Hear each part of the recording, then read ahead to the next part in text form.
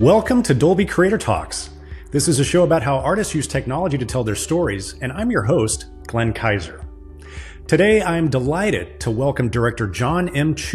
as well as the editor and sound team behind Wicked, the hit movie musical based on the hit Broadway show. This is actually our second episode about this film, as we welcomed Stephen Schwartz and the music team for an episode last week. If you haven't had a chance to check out that conversation, I encourage you to do so. But today we're talking about the sound design, mix, and editing of Wicked. And joining director Jon M. for today's discussion is our good friend, two-time Academy Award-winning re-recording mixer Andy Nelson, as well as Oscar-nominated picture editor Myron Kerstein, supervising music editor Jack Dolman, supervising sound editor Nancy Nugent Title, and fellow supervising sound editor, re-recording mixer, and sound designer Jon Marquis. I started our conversation with Jon M. by asking about his approach to bringing to the screen one of the most beloved Broadway musicals of all time, while taking us back to the world of one of the most iconic films in cinema history, and at the same time, making a work that was uniquely and distinctively his own. Here's Jon M. Everyone comes to Oz from different places and very personal places. Wizard of Oz, I grew up with. My parents came from China to here with that as the American dream, the American fairy tale, the Yellow Brick Road, following that if people approve you, then there's going to be a wizard on the other side that is going to give you your heart's desire. Like, that was embedded in me. And of course, as I saw Wicked in 2002, before it was on Broadway, I remember all those things converging, the fairy tale of me growing up, of my childhood and what I believed the world to be. At that same time in 2002, I was also going to college. So my whole world was changing. I was changing. I had no context to what Wicked was about. And suddenly I was going to film school at the same time. So I'm watching this epic retelling of The Wizard of Oz in a new perspective. And I'm feeling it so deep to my bones. Because I was in a dorm room dreaming about being a filmmaker. And so now, revisiting it right after COVID, I got the job during the lockdown. All those feelings came back about this place is a living, breathing Oz, our old friend. And yet we get to look at it again and realize that maybe we knew nothing about it at all. And that now that was a storyteller in movies, that we had the ability to give this next generation what the dream is and what the tale is, and that maybe that it's not our tale to tell. Maybe it's something that we all have to take responsibility for, and that uneasiness of change. So that was the sort of the theory behind what we wanted to do with this world: break the matte painting, enter Oz. Not treat it as a dream, but as a real place, so that these relationships could really play out. So that, I think, dictated how we built the sets, why we wanted to build all those sets, why we wanted to make the train real, why we wanted to make the head real, why we wanted to paint, plant 9 million tulips. And that goes also with, of course, the sound, and how we wanted to immerse people in the music and to have the music emerge from dialogue, emerge from characters, not place on top. And that goes, of course, with how we edit it, how the lyricism of that world, how it mixes together, that it's not, again, just popping into music videos, but it's actually, everything is an extension of expression. And so that was all of us together on the same page of bringing our personal radar to it, and then instilling what we all do in our own jobs to make it happen. You effortlessly set up most of the questions that I have for this team, Jon. So thank you very much. So last week on this podcast, we had Stephen Schwartz and Stephen Remus and John Powell talking about the songs and the score for the film. And so they told us a little bit about the pre-records and the live singing on set. And I've got I want to dig into that a little bit more, because I'm just fascinated by this. Jon, obviously, when you have Cynthia Erivo and Ariana Grande, you're going to do as much live singing on set as you possibly can, because for obvious reasons, just the immediacy of the performance and the power of those emotions. But obviously, you also did not make a very small scale, quiet film. These are huge production numbers. So I'm kind of curious if you can set this up by just telling us a little bit about the approach that you took, given the huge set pieces that you had, to try to capture as much of that vocal performance on set as you possibly could. Well, I think that started with a conversation of our philosophy about musicals themselves and what we expect in a movie musical.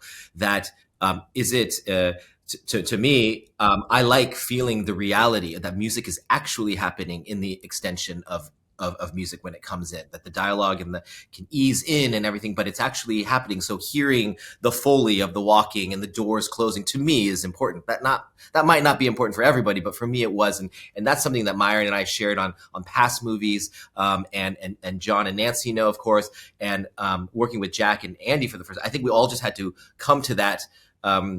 To the same destination, that's we're going to try to make this feel like it is just it's just sort of emerging. And so so when I was working with the actors on that same destination, that it felt like it came out best when they could control the tempo, because it's the tempo that kind of draws everything off. And we had a lot of practice in the Heights, that when we had a live piano as an option at any moment, it allowed the actors just to have that tool right there. And did I think that we could use all of it? I didn't know. I mean, we were doing it to get the best performance at that moment. Thank God we had Simon Hayes. Thank God we have Andy and Jack and Nancy and Jon to take that and actually make it a reality. Because when you actually look at it, and when Myron and I would look at these cuts, you're just like, that's the performance.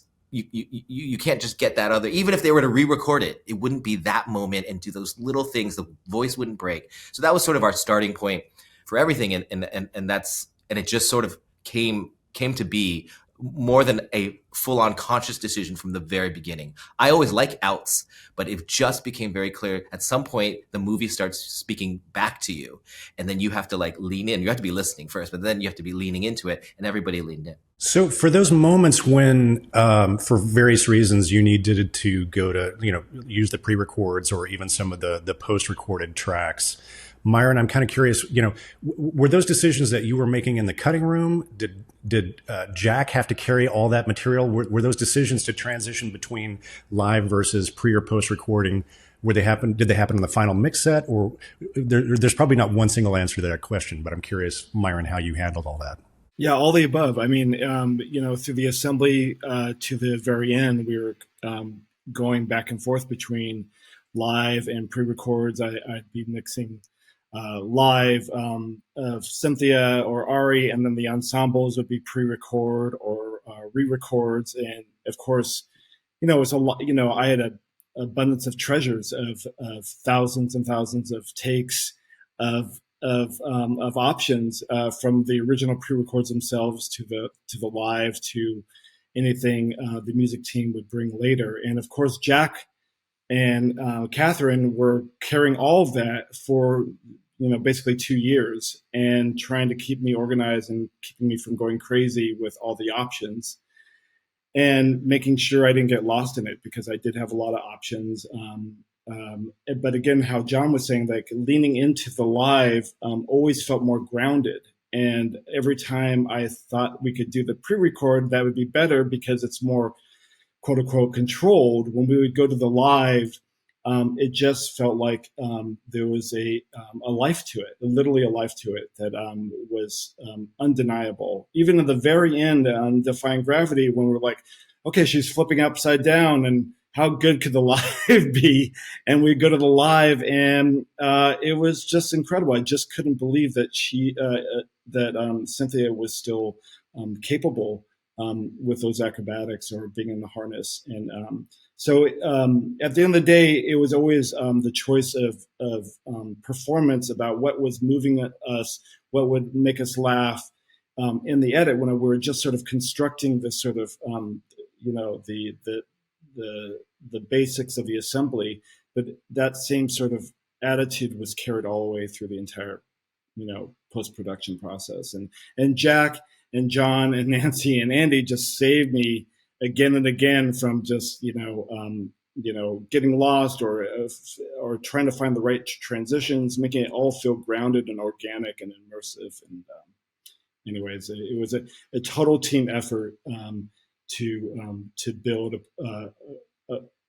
upon each other through the entire process. And some of the moments that we got in the movie were only because of the live. Like there were moments like that went viral where she's like, "You're pop, and we are popular," and she goes, "Right."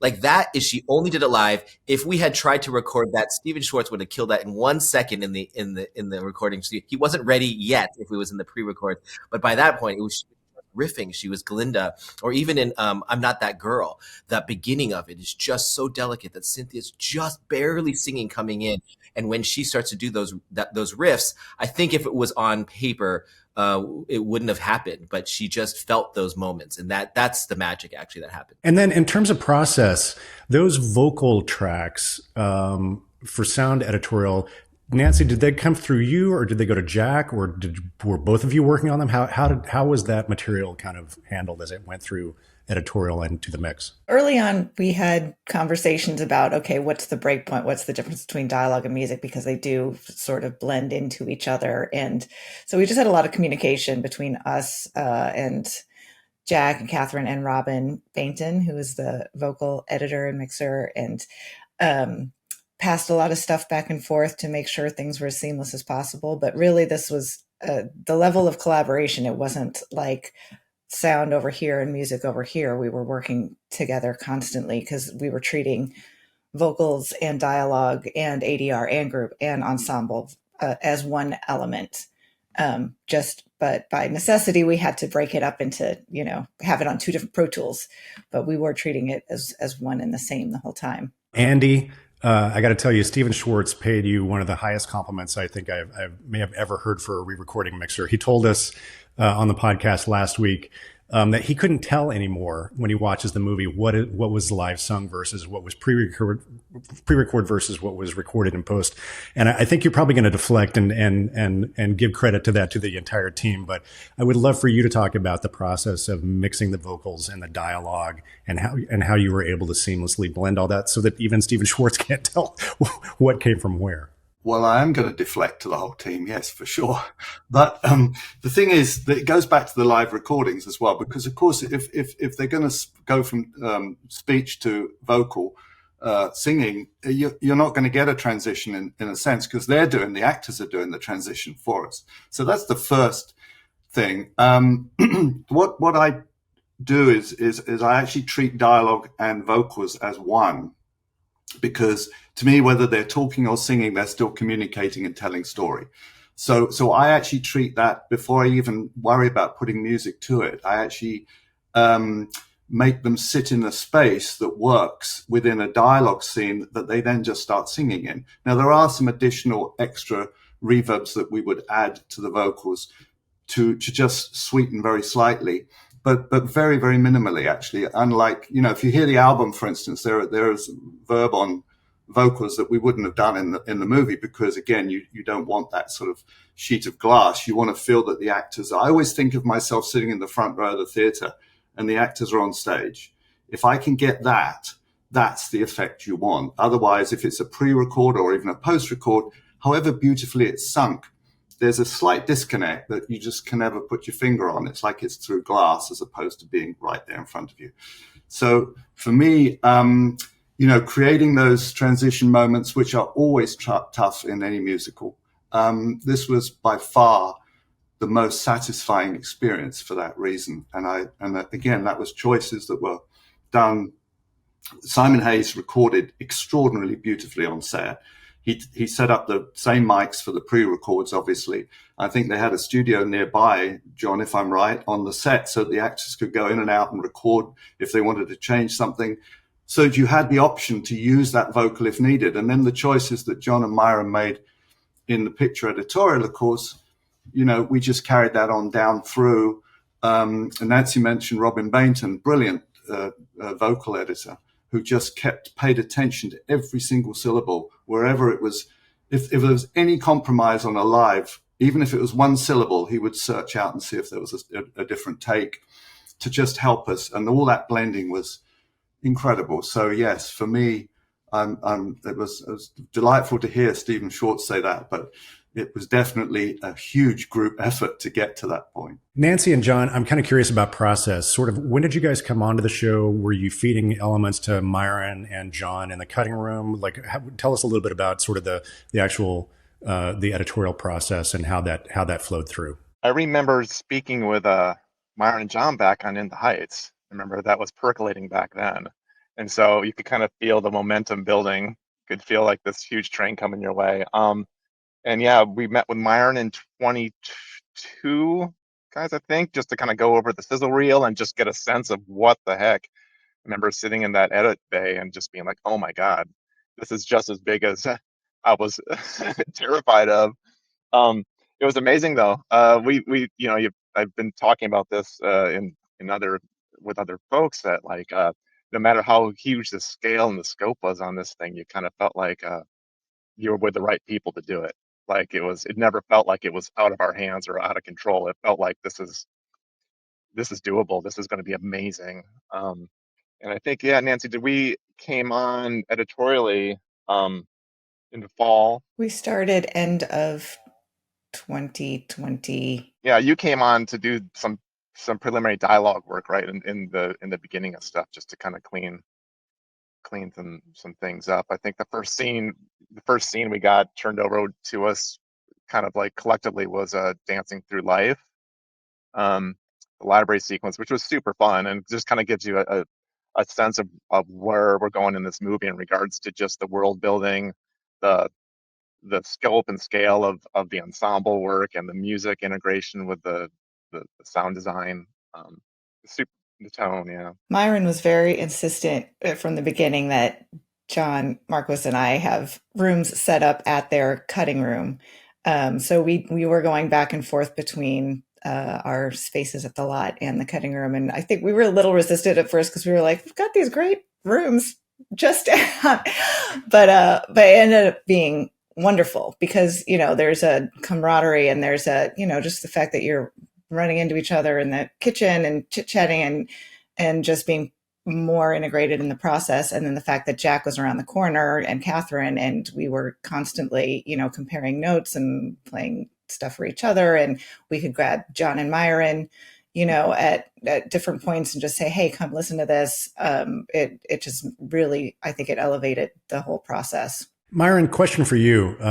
You've had a lot of experience cutting musicals, from Hedwig and the Angry Inch through Fame and to Tick, Tick, Boom and In the Heights, obviously. And I also want to point out, I think you're probably the only editor ever to be on this podcast who has edited 2 cameos from Stephen Sondheim and also in from one of my favorite movies, Camp. So kudos to you for that. You said at one point that John told you that you had both been preparing for this for your entire careers. I'd love for you to talk about what you meant by that and how did all of this experience kind of teach you how to cut Wicked? Yeah, I think I was very drawn to musicals even at a pretty young age. I remember watching The Music Man and that having a weird impact, even as not even really understanding what I was watching as a kid. And of course, The Wizard of Oz. And then when I was older, like John Hughes films had a lot of music in them, or then, films like Grease and, Purple Rain. And anyways, I was just a bit of a mutt. Of course, we had music videos in the 80s. And so I have a bit of a mutt of music driven things that was, stirring around in my head. And then, when you meet somebody like John and you realize that the things you had done before you had met him had these music components to them. And then you meet somebody like John, it's like, let's make a musical together. You realize all these interests of mine, of all these things I've worked with in the past 10 or 15 years, are going to all start to build and give me this sort of confidence and skill sets to handle something like In the Heights or Wicked. So that's what I meant by training for this all your life, is that you just feel like you have to have the experience, and then of course all those experiences add up to being able to handle something like Wicked. It makes total sense, and I'm so glad that you brought up In the Heights, John. Sometimes when I go and I teach film students about sound and picture and putting all these elements together, I just play them the first like 6 or 7 minutes of In the Heights, and just sort of like the lessons that you get about world building and how to explain to the audience the cinematic vocabulary that you're going to use to tell this story. It's a great example of that. So when I heard that you were going to do Wicked, I thought this is going to be fantastic. Vocabulary is a great word, and grammar too, because Myron and I went through even Crazy Rich Asians is basically a musical. Like, we had to go through our own taste to find where we landed on how our philosophy of music and movement actually, and lyricism in scenes that didn't even have music necessarily, how it all worked together. And so to go through Crazy Rich Asians, In the Heights, and then Wicked, it gave us a really solid ground. We had all the discussions, and to have Andy Nelson on this was incredible. That's like the biggest gift that Mark Platt ever gave to me. He was like, the first hire, Andy Nelson. I was like, what? Does he want to do this? Could we get him? He's like, yeah, he's been calling me for 3 years. So to then bring the team together, it's like, it's not the technical, these are all masters. It was just about story and restraint and confidence in the restraint of it all. And that was really great in talking about the experience to get to this point, for us at least. One of the things that we learned from Stephen Schwartz and John Powell when we talked to them last week was how much thought and care went into blending the original Broadway songs and then John Powell's new score so seamlessly. And so, John, I'd love for you to talk a little bit about what was that process for you, like deciding where you needed score, getting John involved, and how you kind of like communicated to him what you needed in terms of, but that it had to have the DNA of Stephen Schwartz's music. That's a lot of trust on all our teams. We had to always be in a amorphous zone, I guess, for all of us, and trust that we were going to make the right decisions when the decisions needed to be made. So it took, Myron had to cut an assembly, and he knows how important sound is and music is to me. And so having Jack there to create some sort of template for us just to like be able to watch the movie was really important, and make some interesting style choices for us. Doesn't necessarily mean it goes all the way through, but choices that break my brain open and all of our brains open. So that's like step one. And then this is more complicated because you have Stephen Schwartz, who has music and themes already in this show. And so how much do you want to use it or not? But we knew we wanted to go even beyond those scores. So then we're working with John Powell sort of separately at first, so that he had a clean relationship with me. He would create little motifs or little themes that, again, this is before he had his full sort of connection with Stephen Schwartz, just so we had a film dialogue together. And again, not committing to things, just playing. And then Schwartz then would work, and I had to leave Schwartz and John alone to then for them to just got caught up on, here are the themes of these. This is when I use this. And then Powell would sort of process that.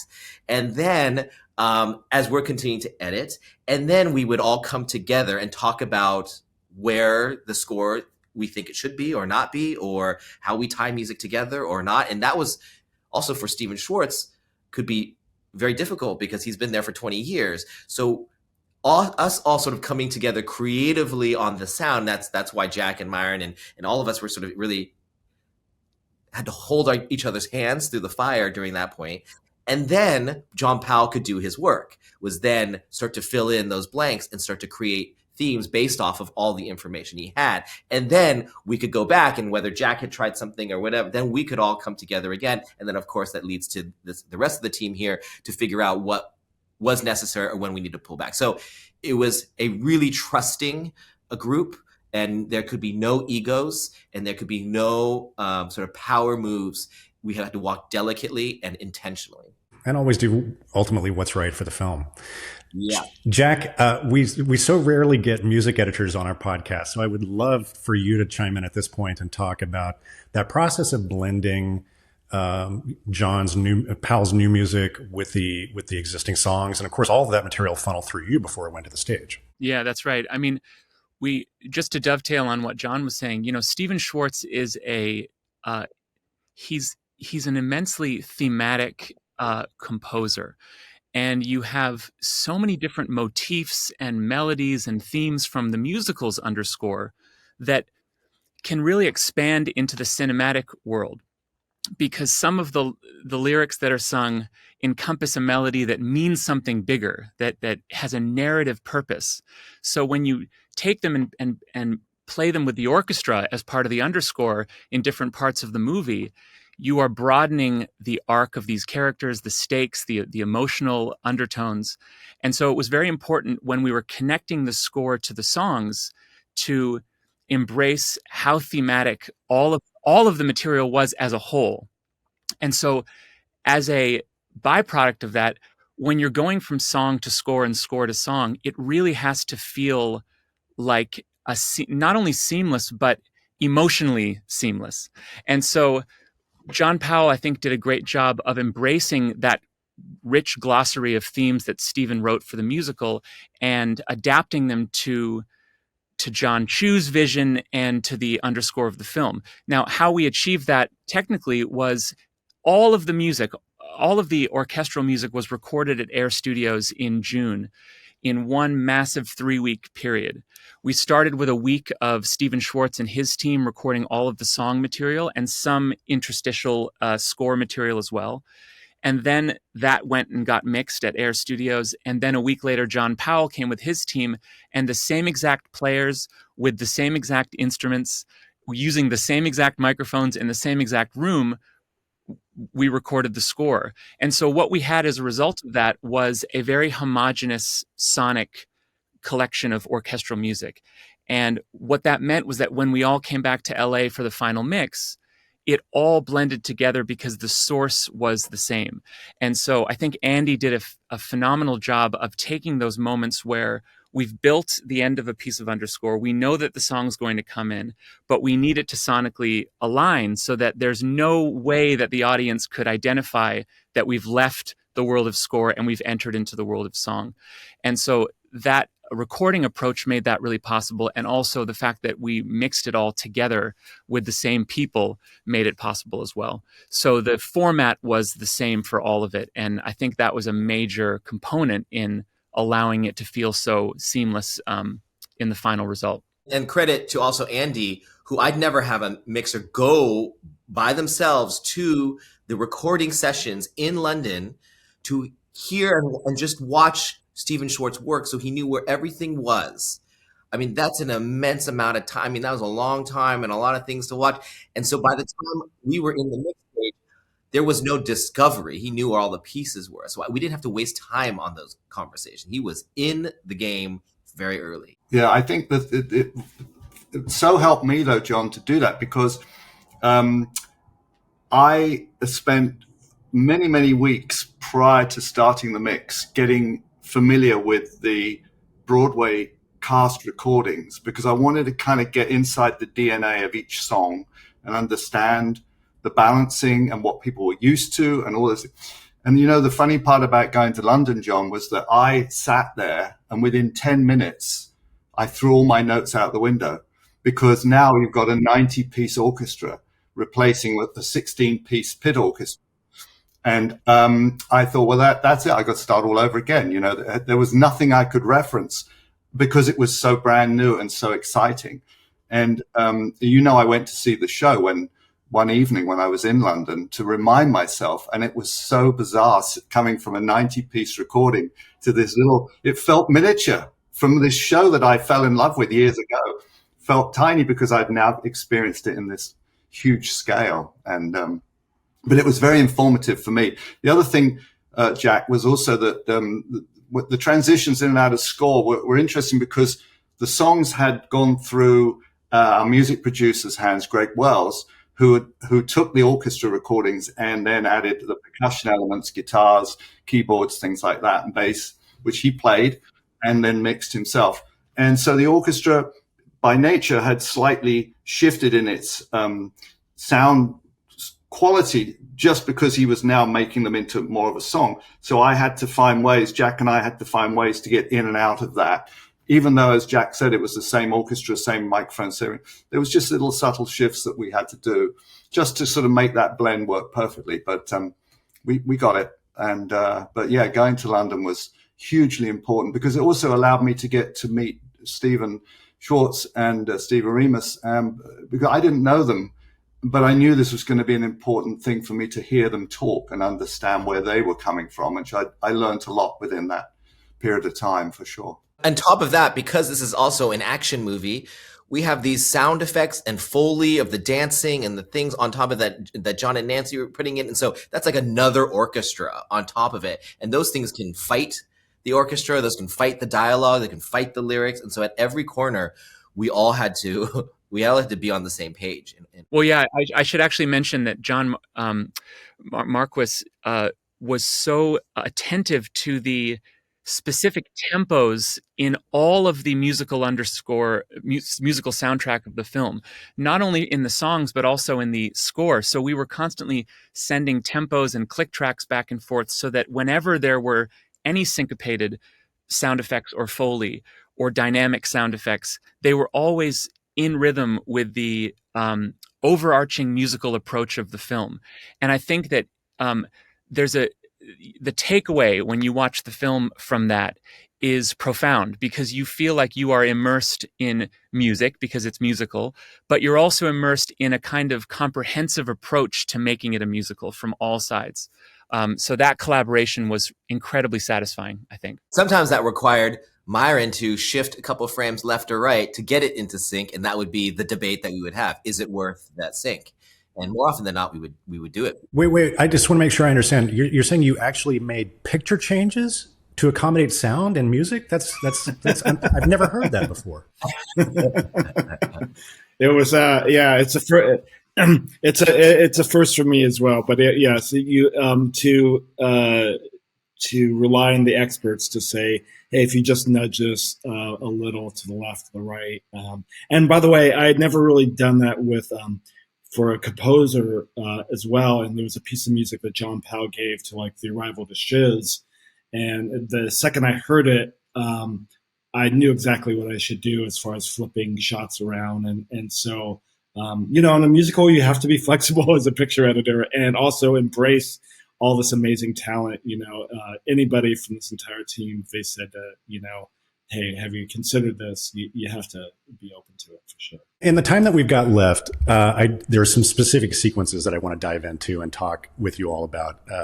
And so before we get into that, though, Nancy and Jon, I just want to make sure that we're clear. You guys are both co-supervising sound editors, but I'm presuming, Jon, you kind of handled sound effects and sound design, and Nancy, were you handling dialogue? And what was the sort of, how do you guys divide the duties up? Yeah, that's when we first started working together. Jon was a sound designer and I was a dialogue ADR supervisor. And so it ended up being a nice match for us to co-supervise together.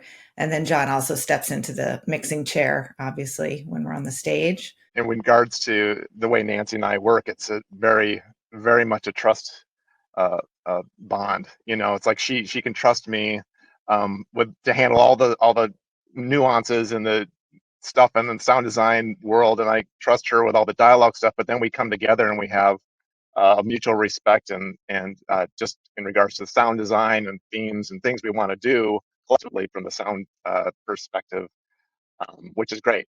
It allows just for us both to have a lot of freedom, and knowing that we've got each other's back with these particular elements. One of the things I want to talk with you guys about is the way you use sound to immerse us in Elphaba's inner world. I feel like she's often facing discrimination and casual bigotry, but she just keeps it all kind of buried and stuffed inside until these moments when she cuts loose and the magic happens. And I loved the way sonically you approached, in terms of the sound design and sound effects, those moments when she kind of cuts loose from that very first scene when she's when she's a girl and she, ends up kind of levitating the rocks and throwing them at the kids who were taunting her, through getting upset at that first sort of moment at Shiz University. So can you talk a little bit about approaching those sequences with Elphaba and kind of the way you used the sound design to give us that sense of what she was experiencing? A lot of that came through real clearly with Myron and Jon's edit.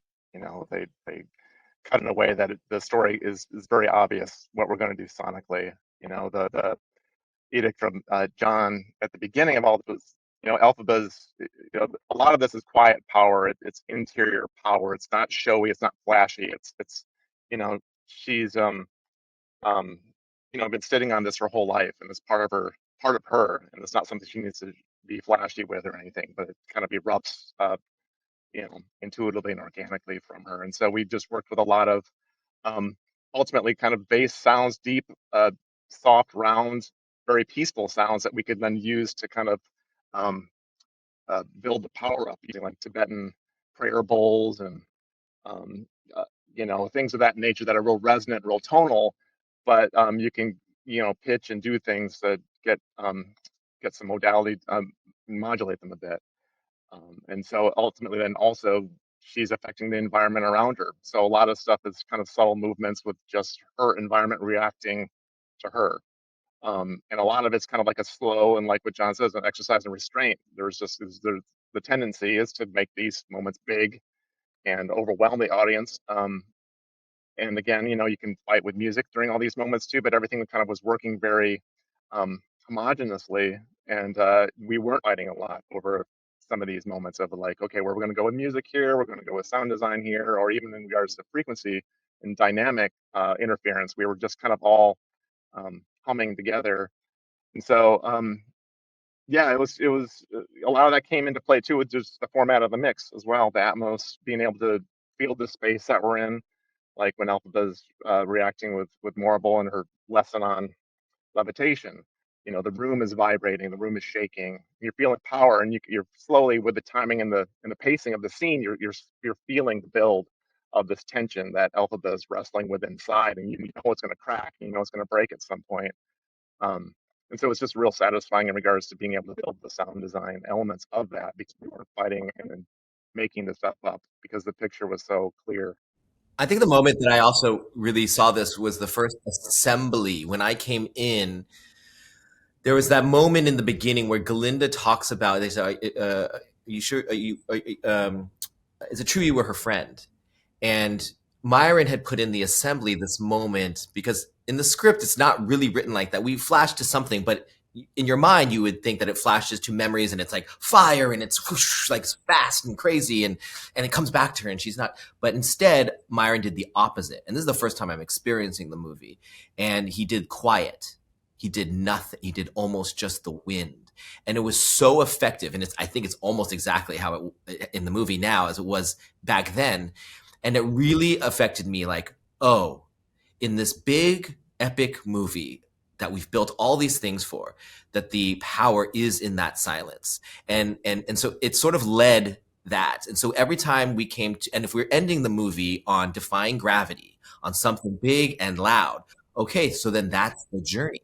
Then we have to move backwards from there.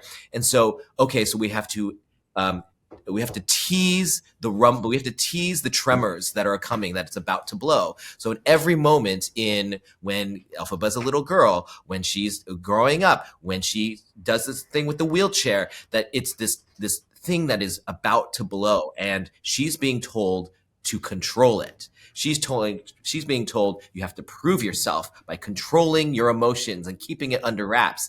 And eventually she realized, I don't have to prove it to anybody, and she lets it loose. And then we get this great ending and this exhale that we've been waiting for. So using the sound to tell the story of this character and to guide the audience to, that's what we're rooting for. You know, in this movie, it's hard because you have lines that are in a show already. And so our areas of play were in the spaces, not just in the words itself with Cynthia reinterpreted for sure and Ari reinterpreted, but it's in the spaces in between. And that's what, when Myron first cut it, he was already finding those things. And it was just a revelation of like, that's our space. Cynthia's eyes in the spaces when she's not saying anything. It's the reactions of Ari when she's watching him and they're saying goodbye. And it is in this slow rumble that will explode. That was, I think, the power of letting Jack and Myron go play, and then finding these little moments, and then leaning into that. Jon, you talked about the quiet and the power of quiet, and that leads me into actually probably one of my favorite sound moments in the film, which is during that ozdust ballroom sequence. And this is another moment when we go into Elphaba's sort of internal experience of what's going on. That extended sequence that you play very, very quietly when she starts doing that, her interesting dance, and she, claps her hands together, and the sound almost goes completely out for that long moment. And then it just builds that tension. And then Galinda comes in and has that very, very sweet emotional moment. And I'm just, it's so rare to have a sequence of that length play out that quiet in a major film like this. And I just wanted to salute you all for having the courage of your convictions to let that play and let that emotion come through. And obviously Jon and Nancy and Andy, I think it's one of the true things in our business that it's often the quiet moments that are the most difficult to mix because you have nothing to hide behind. So I'd love for you to talk a little bit about approaching that particular sequence. I'm going to say one quick thing. I think it was the genius of Jon, Mark, and Universal to allow this to be two movies, because you would never get that dimension and dynamic. If this musical had been done in one film, you would have not got those moments. It would not be possible. So I think that was completely achievable, and the characters were able to go much deeper because of that decision. And it made the mix, I can tell you now, completely different than what it would have been otherwise. Jon, I'm curious for you just about that sequence. And was there a moment of panic for you and Myron as you were cutting it, that like, is this going to play? Can we get away with this? Yeah, it was much longer too. It was so uncomfortable. It's the most uncomfortable scene in rehearsals. It was the most uncomfortable scene when we were shooting it. People didn't know. Even the background artists were like, felt bad for sitting there watching. We're watching Cynthia Erivo be humiliated in front of us. They have to laugh at her, and she's feeling it, really feeling it deeply. And she couldn't just do little pops. She had to do the whole sequence. So these are 15-minute takes, whether we're going on a wide or a close-up, because we're just doing it all. And it was exhausting. And we debated a lot, Myron and I. I mean, in a weird way, Myron is my courage, because a lot of times I was like, I don't know. He's like, this is where the art is, Jon. People, let's go. And so I think we all linked arms in that for sure. But Myron could tell you about actually cutting that and deciding to present that in that way too. Well, first of all, when I first met Andy Nelson, he said to me that this film has to be about the dynamics, about the quiet moments, and these big, large spectacle moments. And so I really took that at heart, that to make it feel grounded and emotional, and also not to exhaust the audience. We'd have to have these dynamics. And everything goes back to Crazy Rich Asians. But in Crazy Rich Asians, when we were cutting the wedding scene, we went to silence in the middle of that scene.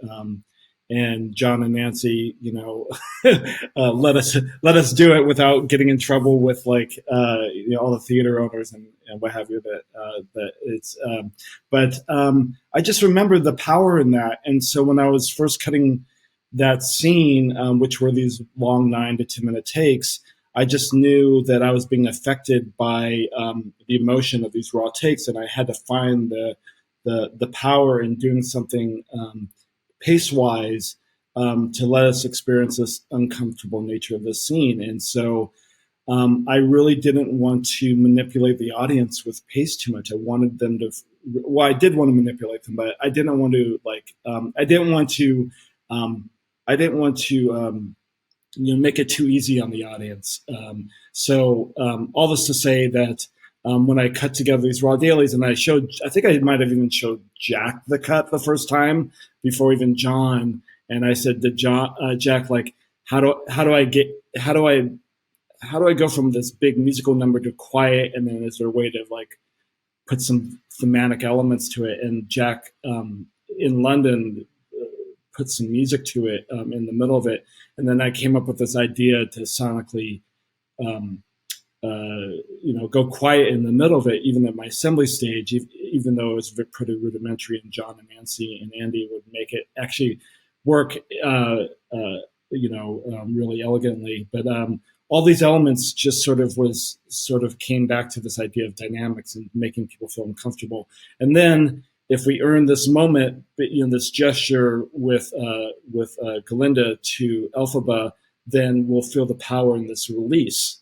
If we make them feel really uncomfortable and there's this release later, then it'll ultimately feel very emotional and satisfying. And I also like that it wasn't about control, it was about surrender. And the term surrender Dorothy is so known in the lore, but that to surrender to your own power and to say, this is who I am, whatever the result is, like that was so thematic. And then I don't know if Jon or Myron, who added when she claps down and it silences and it makes it sort of this ethereal moment for her, puts it into focus. And I love that the call and answer to when Morrible later in the movie claps twice, and it's like the antithesis of that.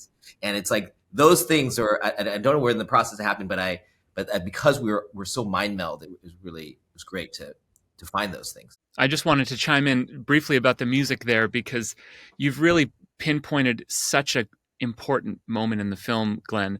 Obviously, this is the moment where their relationship develops in such a important way. And it was one of the first scenes I ever saw when I came to London and Myron was cutting the dailies. And I was terrified when I got this scene, because I knew that this scene was going to be one of the most important in the film. And I also knew where we needed to get to musically. I knew that by the time they dance at the end, we had the opportunity to use some of the Elphaba dance music from the show, which references Dancing Through Life, because we're in the middle of a large 20-minute Dancing Through Life sequence. I knew we had to get there. But the bravery of having not that much music leading up to that point, especially when you're in the initial assemblies of a movie, it's very tempting to cover everything with music because you're insecure about it. You want to make it work for the first time. So the courage that Myron actually had to say, no, let's hold off as long as we possibly can until we can't stand it anymore.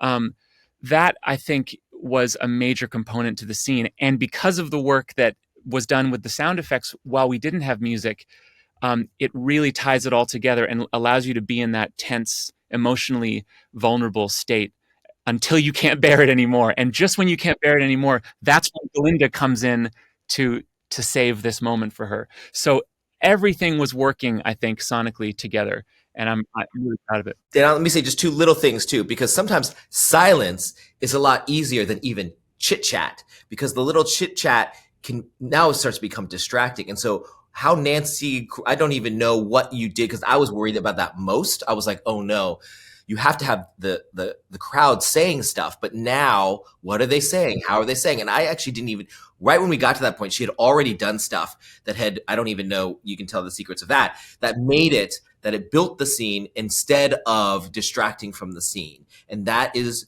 maybe something that people don't pay attention to, but it's extremely difficult to do. And this is a moment in the show on stage that is funny. So the audience is ready to laugh. People who know the show are expected for her to do something silly and laugh. So it's super dangerous. So now you're like, I'm going to give the audience the platform to say whatever they want, and they're expecting to laugh. And those people who laugh are going to be shamed in a second. So anyway, I had to say that out loud. Yeah, Nancy, I would love for you to kind of, because I've made a note of that in that particular sequence as well, sort of like those little comments from the crowd cut through, but it wasn't distracting at all. It was just sort of setting context for the emotional of the moment. Yeah, well, with a scene like that, like you said, Glenn, when it's that quiet and there's no music, you have nothing to hide behind, and everything's exposed, every bit of production and air and every little comment. It was really important for me, for that scene, that Jon sat down with me and we went through that scene, and he beat by beat said, this is the emotion of this moment, at every movement throughout.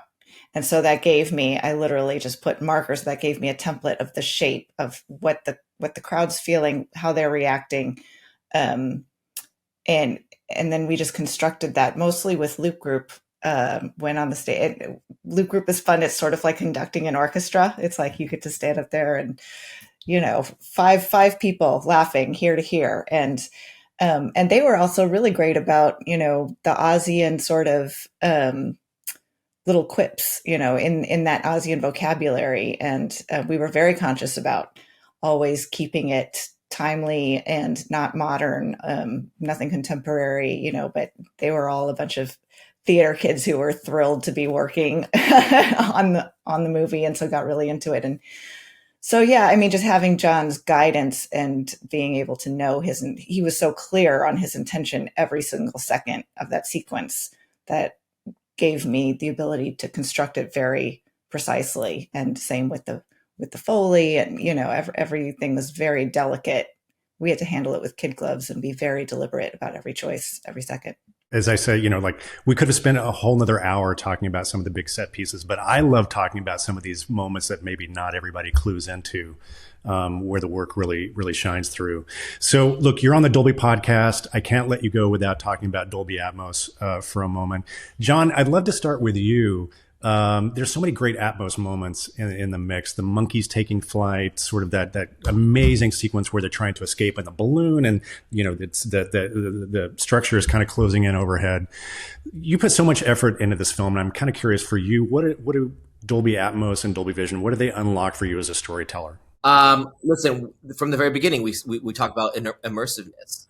That we want to experience Oz like we've never have before, and so to put and we knew that there was this dynamic to a musical that maybe hasn't been tapped fully, this superhero element to it all, this almost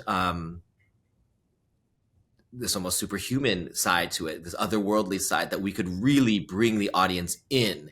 And when she has power, we need to feel that power. So, I mean, I saw it at Dolby Atmos the other day, and it, literally the floor rumbled every time she did it, and it was awesome.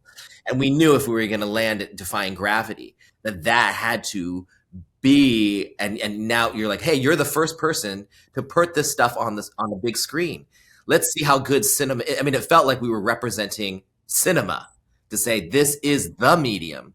And so you get a team like this who is like, okay, we have the full canvas. We have to be this intimate with her so we can hear every word she's saying, because every word is important. Nobody in all of Oz, no wizard that there is or was, is ever going to bring me down. We have to hear that. And yet we also have to have wind because it needs to feel real. And you also have to have that cape going, because the cape is a character in itself, and you're going to feel her power in the wind hitting that. And when she flies, you got to have the monkeys actually pass us while she's singing the most important words, defying gravity. There were points where we were so mushy that we all had to look at each other like, all right, let's prioritize. And I think that was it the whole way. But it is Dolby allows us more vehicles in which to deliver to the audience an experience of language that is not just what you always see and hear from a movie. It is the cinema of the experience. So I think that's what I think this team did in so many ways and showed me how to do, actually. Andy, Jon, as the mixers, any final thoughts on that? Well, I'll say that for me, losing the frequency restriction on the surrounds is huge. Once they go full range for music, and for everything, you just suddenly the world comes to life around you. It's a completely different experience than 7.1 or 5.1, which, by the way, both sounded great, but there's just something extra. You just get that extra sauce. And the orchestra, for instance, if you go into an Atmos theater, there's a lot of loudspeakers in that theater, all over the sides and the ceiling. The orchestra is actually playing out of every single one of those speakers. But I purposely keep it centered to the front because that's where it's all happening. But it's actually everywhere. And I think that's the thing. You just get that extra lift of immersion that you don't get in any other format. So for me, it's a dream to work in Atmos. Yeah.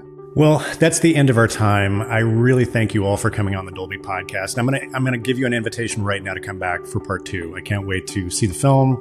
Can't wait to talk with you about what you're cooking up for us next time. Really appreciate you all coming on the Dolby podcast today to talk about this fantastic work on Wicked. Thank you so much. Thank you. Thank you. Thanks, man. Many thanks to Myron, Jon, Nancy, Jack, Andy, and of course, director Jon M. Chu for joining us on the podcast today. And an extra special thanks to our friends at Universal Pictures for helping us put this conversation together. If you enjoyed this discussion, be sure you're subscribed to Dolby Creator Talks. for even more of these insightful conversations with artists and filmmakers about how they use technology to tell their stories, including our aforementioned episode from last week about the music of Wicked, with special guests Stephen Schwartz, Stephen Aremus, and John Powell. You can find links to that episode on all the major podcasting platforms, including the video version on YouTube, as well as links to tickets for Wicked, now playing in theaters in glorious Dolby Vision and Dolby Atmos, in our show notes. Of course, you can always find our show by simply searching for Dolby, wherever you get your podcasts. And with award season almost upon us, you won't want to miss a single episode as we bring together many of the folks you're likely to see thanking the Academy live on stage at the Dolby Theater on March 2nd. If you're curious to know more about what we do at Dolby Creator Lab, head on over to dolbycreatorlab.com. There you'll find information about all of our programs. You can access the entire library of episodes of the show, and you can sign up for our mailing list. Until next time, this is Dolby Creator Talks. I'm your host, Glenn Kaiser. Our producer and editor is Michael Coleman. Our executive producers are Amanda Schneider and Jack Ferry, with additional editing by Matt Nixon. And our production coordinator is Karen Merrill-Keen. Thanks for joining us.